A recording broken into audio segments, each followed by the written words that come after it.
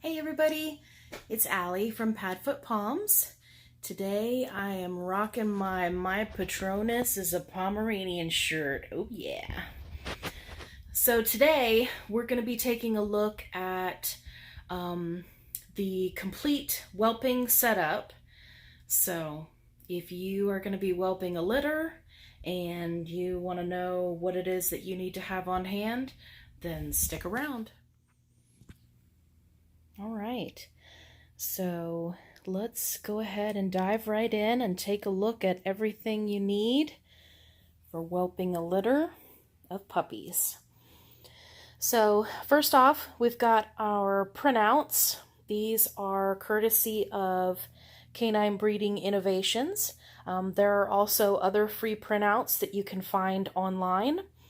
And what you want to do is you want to make sure that you have enough of these so that you can track your puppy's temperature, track their weights. You just want to make sure that you're charting that information every day. Okay, next up, we've got a thermometer and some wax-free dental floss.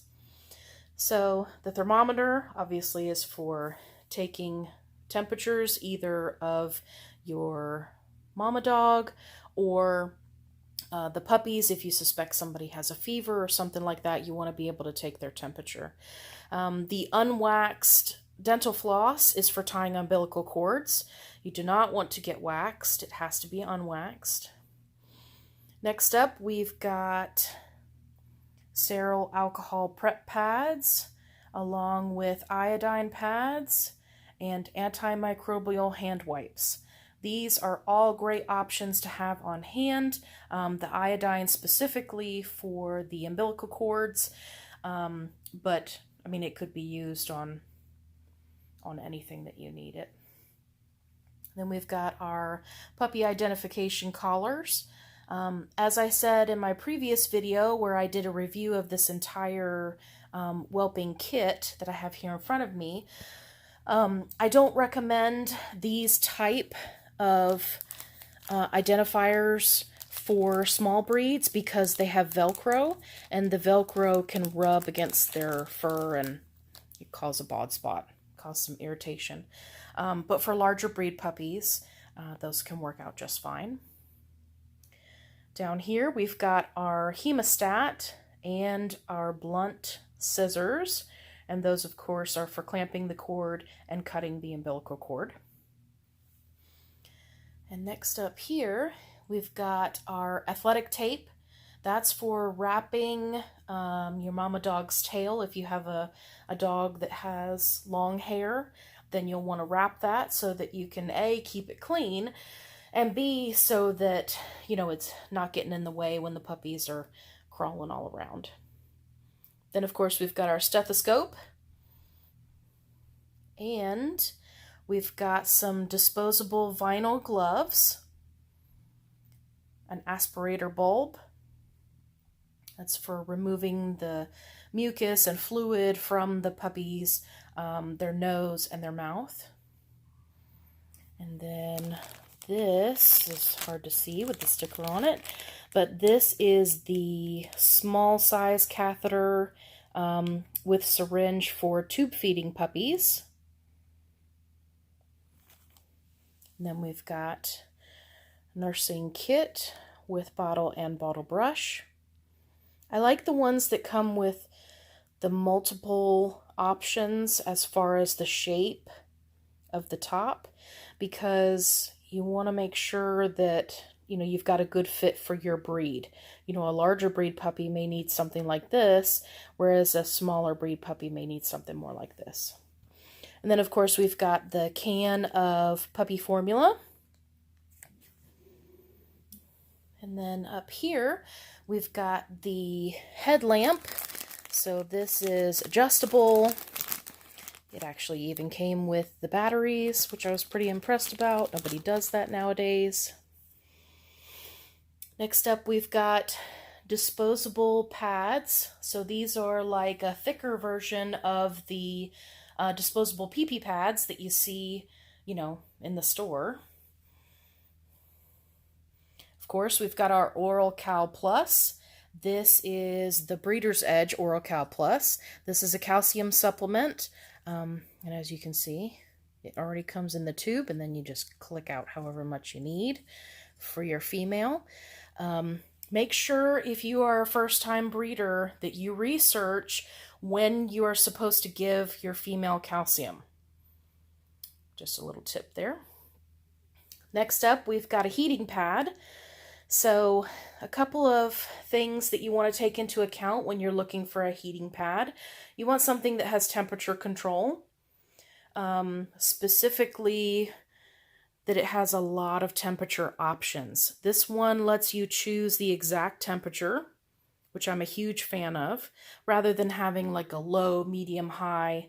You also want to be wary of pads that cut off after 3 hours. Right? Because then that means that you have to be there to supervise the pad and turn it back on every 3 hours. So next up, we've just got a vaccine syringe.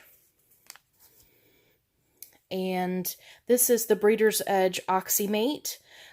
This is for small breeds. They do have a large breed as well.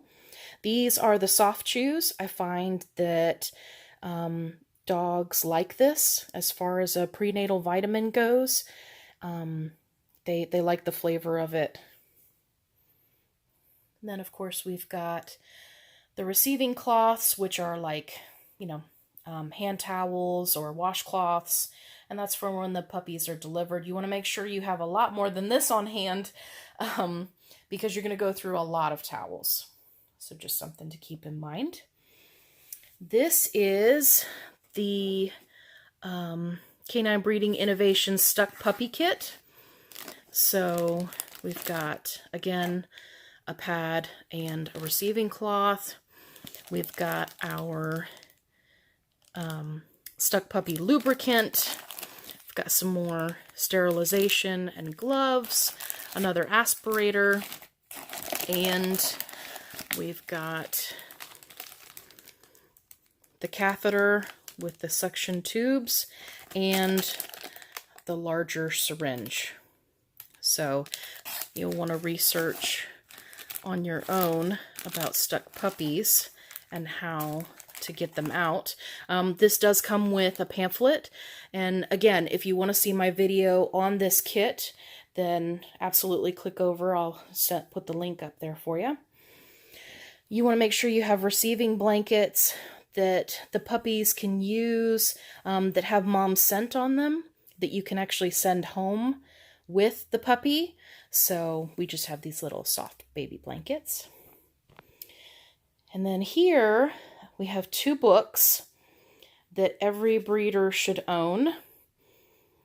So we've got the Puppy Intensive Care, and this comes with the DVD. I highly recommend that you get the one with the DVD. And then this is the Advanced Canine Reproduction and Puppy Care Seminar. Both of them are excellent reads. You can find them on Amazon. They're very affordable, and they are worth every penny. And then last but not least, we have our scale. So what size scale you get really depends on what your breed is.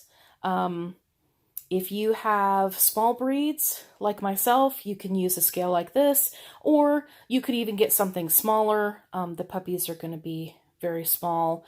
I like to use this because I can also chart the weight of my females and my males, so that I can ensure that nobody's getting a little chubby. So I like to have a little bit of a bigger scale. But like I said, if you are breeding toy breeds, you can have a smaller scale than this.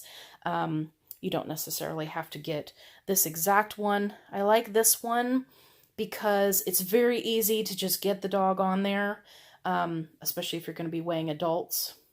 So just something to keep in mind. It's got more surface area.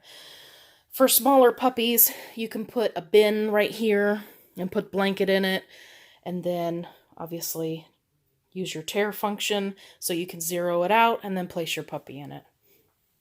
So There you go. So this is everything that you need to have on hand as far as supplies go. And make sure you check out my other video where I did a review of this whelping kit that I purchased off Amazon, because I give you some more detailed information in there. So I hope you find this video helpful. Make sure you give it a thumbs up, hit that subscribe button, and make sure you join us over on the Facebook group. If you have questions, make sure you put them in that comments section below. And is there anything missing that you feel, that you have in your whelping kit that you're like, hey, you really need to have this? Make sure you comment and tell me below. Thank you. Hope you have a great day.